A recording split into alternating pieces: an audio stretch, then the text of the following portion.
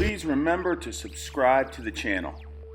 Hi everybody, today what we're going to talk about is using constraints to reinforce the intentions of your game model. So constraints, let me go over what we put into this training session. This is a 9v9 plus 1. The plus 1 is in yellow and we have 2 goalkeepers. So 2 yellow boxes out wide. These are 2-touch boxes. From here, we're looking to either recirculate the ball to go to the other side. If there's a ball open to the back third of the defense that's on, we can hit that as well. Normally when we get in this area, we look to either drive and combine 1-2, get to end line, play it back to feet. This area in the red box is an area where it's a one-touch area because you usually have a good number of defenders in that area. So we want to get the guys used to one-touch combinations and finishing here.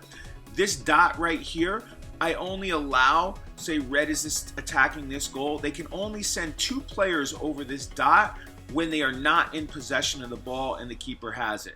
So this blue team would drop 1, 2, and the keeper, this would be 3 against 2. They could drop an extra one as well to make that 4 against 2. So this dot with that constraint is teaching positional play. So 3 against 2, 4 against 2, that's your plus. Keep the ball, probe, and then build. So let's see how this looked in practice real quick. And this is something where, you know, it takes a while for the constraints to kick in. Like not every second you're going to see the guys using the constraints. But they do influence the decisions no matter what because the constraints are there and they have to play with them. So here we go. We drive end line a little bit, whipping the cross, almost score. They're very conscious, the players, of these constraints. This blue team knows if they play in this box, it has to be 1 touch, 2 touch here. We can layer these constraints too. We can make more and more and more constraints. I could split this into three lanes. So if blue has the ball, red has to compact into these 2 lanes. Defensive compactness. Here we go. It's a good try. Notice they should have advantage here. They have 1, 2, and they should have 3 over here. Red could send 2, so it's a 3v2. Obviously, there's a plus advantage there.